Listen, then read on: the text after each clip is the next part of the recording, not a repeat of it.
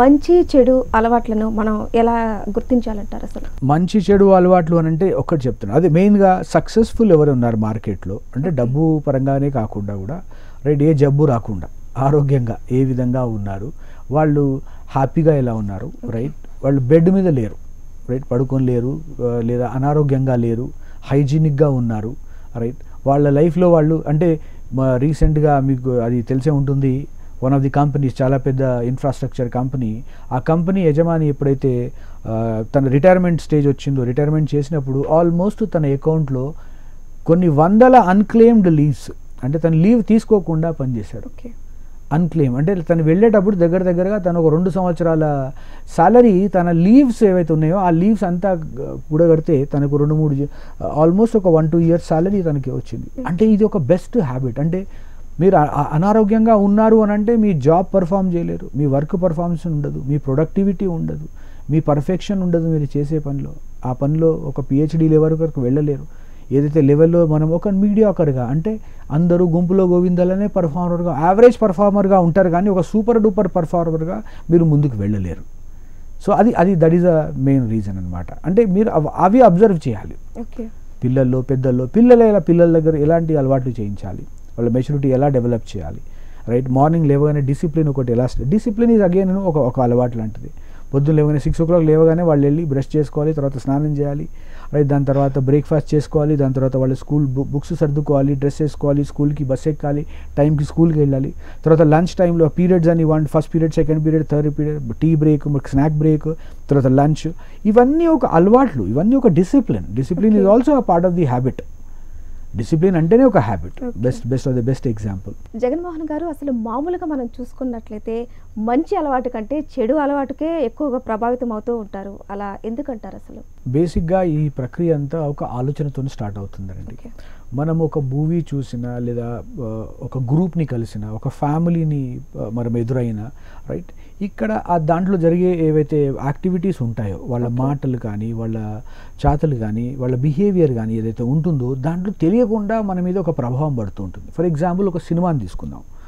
ఒక సినిమా చాలా హైప్ అయిన cinema, super duper hero, super stars hero, అందరు సూపర్ స్టార్లే, చూడ్డానికి అన్నీ హ్యాండ్సమ్ ఉన్నాడు, అన్నీ బాగానే ఉన్నాయి, మూవీకి వెళ్దామని వెళ్ళిన తర్వాత ఆ మూవీ నుంచి బయటికి వచ్చేటప్పుడు ఆ మూవీలో ఆ ఫిలిం స్టార్ ఏదైతే రిపీటెడ్గా తను ఒక ఫైట్ చేసేటప్పుడు కానీ, లేదా తను ఏదైనా యాక్షన్లోకి వెళ్ళేటప్పుడు ఒక చిన్న బిహేవియర్ది ఒక డెవలప్ చేస్తారనమాట. అంటే ఇవన్నీ మనకి పంచ్ డైలాగ్ అని ఎలా అయితే ఉంటుందో అలానే ఒక బిహేవియర్లో కూడా ఉంటుంది. అంటే ఎవరైనా ఫైట్కి వెళ్ళేటప్పుడు చేతులు ఇలా అనడం, రైట్, లేదా వాడు ఎవరైనా మాట్లాడుతున్నప్పుడు ఇలా దువ్వుకోవడం, లేదా ముక్కు ఇలా అనడం, టూరెట్ సిండ్రమ్స్ అంటారు, టిక్ టాక్ అని, టూరెట్ సిండ్రమ్స్ అని, లేదా మీసాలు తిప్పడం, రైట్, తొడగొట్టడం, ఇవన్నీ ఒక హీరోకి కావాల్సిన లక్షణాలు అని చూపెడుతుంటారు. అది క్వైట్ మిస్లీడింగ్, అవి క్వైట్ మిస్లీడింగ్.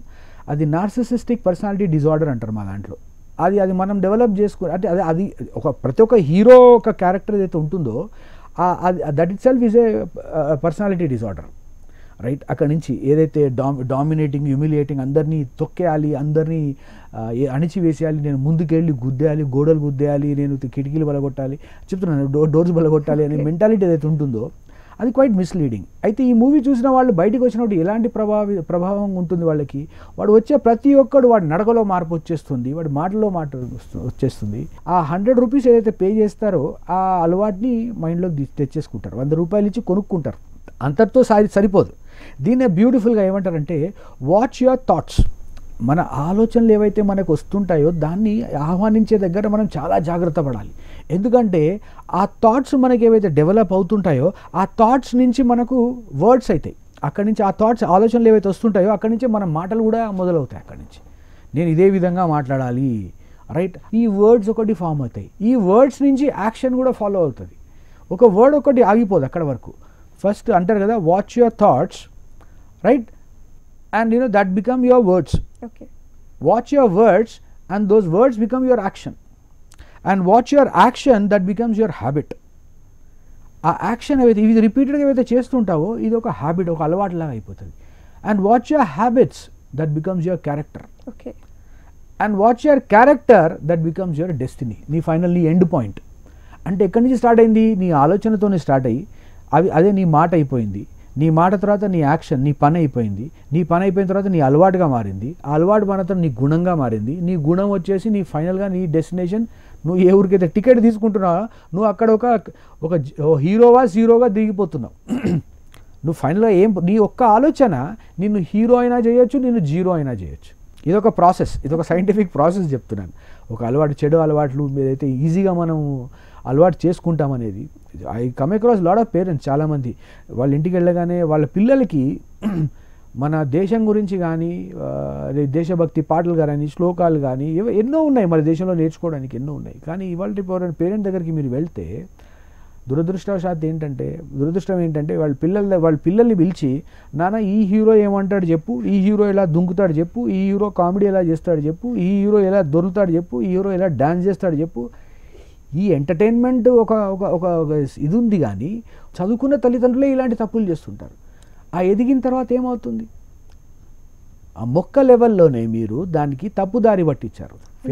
ఈ మంచి చెడు అలవాట్లు అనేది ఈ తల్లిదండ్రుల పెంపకం మీద ఆధారపడి ఉంటుంది. 100% అండి. వాళ్ళకి మీరు ఏ షో చూపెడితే, ఎవరిని చూపెడితే వాళ్ళు అదే చూస్తుంటారు. ఇన్ఫ్యాక్ట్ మీరు చూడండి, కొన్ని జిమ్ వెళ్ళే వాళ్ళ దగ్గర ఒక రూల్ ఉంటుంది.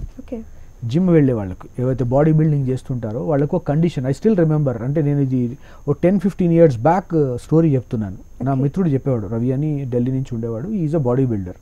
హైదరాబాద్లో బాడీ బిల్డింగ్కి వచ్చాడనమాట. వచ్చి నేను కూడా గెస్ట్గా వెళ్ళి ఒక జిమ్లో ఎక్సర్సైజ్ వాళ్ళకి అందరికీ నేర్పిస్తున్నాడు, కోచ్ చేస్తున్నాడు, స్పోర్ట్స్ కోచ్గా, హెల్త్ కోచ్గా, స్పోర్ట్స్ కోచ్గా. వెళ్తున్నప్పుడు తను నాకు చెప్పాడు అనమాట మాటలు. జగన్, నేను ఎప్పుడైతే మనం ఇలాంటి ఎక్సర్సైజ్లకు వెళ్తుంటామో, వెళ్ళిన తర్వాత బయటకు వస్తాం, తను ఆల్మోస్ట్ ఒక బాహుబలిలా, ఆల్మోస్ట్ లైక్ అదే విధంగా ఉండేవాడు. బయటకు వచ్చి తను అంటునేవాడు, తలకాయ దించుకొని స్ట్రైట్గా ఇంటికి పోవాలి, ఎవరిని చూడకూడదు, ఎవరు నిన్ను చూసినా, ఎవరు ఏమన్నా నువ్వు పట్టించుకోకూడదు, నీ ఎవరి మీద నువ్వు ప్రభావం ఉండకూడదు, నీ ఫోకస్ నీదేంటి, నువ్వు ఏమి సాధించాలనుకుంటున్నావు, నువ్వు ఏ విధంగా నీ పర్సనాలిటీని, క్యారెక్టర్ని క్రియేట్ చేసుకుంటున్నావో అదే ఫోకస్ మీద ఉండాలి, కానీ నువ్వు అటు ఇటు ఏ ప్రలోభాలకు నువ్వు గురి కాకూడదు. అంటే ఇంకా బాటమ్ లైన్ చెప్పాలంటే అమ్మాయిల సైడ్ చూడొద్దు. నువ్వు ఫోటోలు కానీ, పిక్చర్స్ కానీ, ఇవి కానీ ఏవి అంటే ఆ బాడీ బిల్డింగ్ అనే వరకు తన కండలు తిరిగిపోతాయి. 10 మందికి నేను ఎగ్జిబిషన్ చేయొచ్చు. కొంచెం బిహేవియరల్ ఎగ్జిబిషన్ అనేది కూడా ఒకటి సైకాలజీలో ఒక ఫ్యాక్టర్ ఉంటుంది.